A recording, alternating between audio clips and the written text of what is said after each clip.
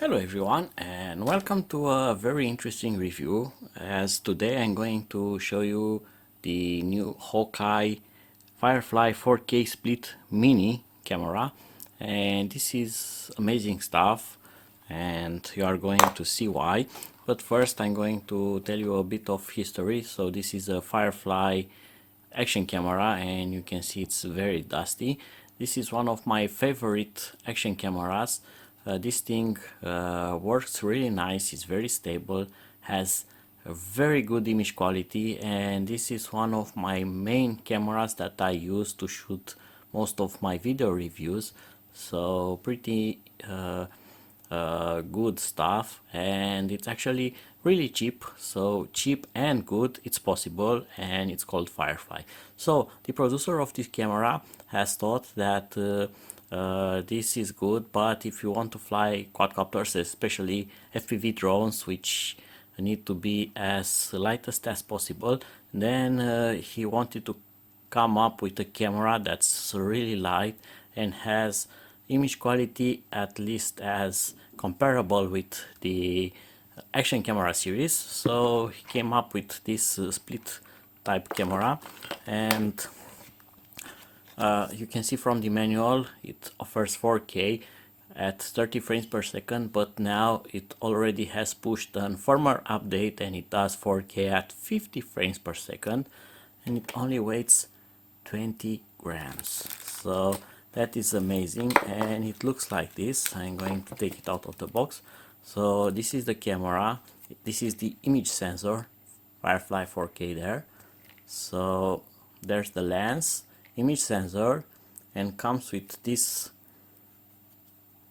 band here which connects to the main board, and here you are going to insert your own micro SD card, and you can see it has stacked two PCBs one over the other, and it has a micro USB port here and a small push button here, and that's it.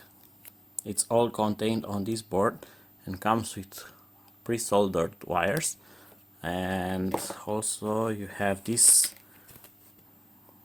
extra wire here, and also this board, and this is a kind of remote control, and you can use these buttons to set up the camera initially, and that makes it very easy to set up. It also comes with some accessories, and this will help you install it on the quadcopter. It has an adjustable tilt mechanism here, so you can mount this on a quadcopter and you can adjust the tilt of the camera. And the biggest advantage of this is that you don't have to use two cameras like you use on FPV quadcopters, because this one will send analog video out with minimal delay, and it will also record locally on the micro SD card in full HD or ultra HD quality the footage that you are receiving from the image sensor. So you can fly a quadcopter and you can set this in 4K, and the camera will send almost legless video to your FPV goggles, while 4K resolution of your video will get recorded on this micro SD card here, and that's truly amazing for just 20 grams. Alright, so I've installed the camera here, and I'm going to use this quadcopter as support for it, although it uses also an action camera, but that is just to stabilize the gimbal, and that is also for more fun. And I've also connected the keyboard here so we can access the camera settings, and we are going to have a look at those. And now I'm going to bring my FPV monitor here. I'm going to power on the quadcopter, and that's going to power on the gimbal and the camera, and hopefully the monitor will be on the same frequency with the quadcopter. If it isn't, I'm going to search for the channel. Well, I'm lucky. It seems that the camera is working right away, so no need to search for channels. And now I can use this remote here, and let's see what the Firefly Mini can do. So I'm going to press the left key. Nope, the down key. Sorry, I need to stop the recording. Alright, so that was it. So the middle key here will stop and start the recording, and then if you go left it will go into the menu, and we have resolution. And let's see what settings we have for the resolution. So we have 2.7K 60 frames per second, 4K. This camera, it's not running currently the latest firmware, but it will do 4K at 50 frames per second, which is impressive, but it's on 4:3 format.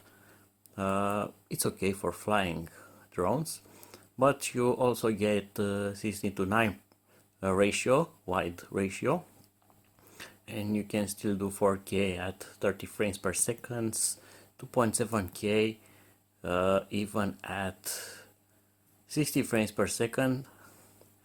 So you can see here we have a lot of combinations between resolution and frame rate and display ratio, which is really good. For instance, we have Full HD at 120 frames per second, which is also really nice for slow motion.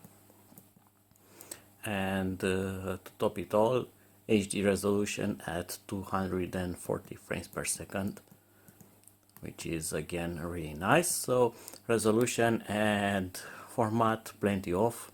We have loop recording, wide dynamic range, exposure settings, time-lapse record, slow motion, metering, sharpness, contrast.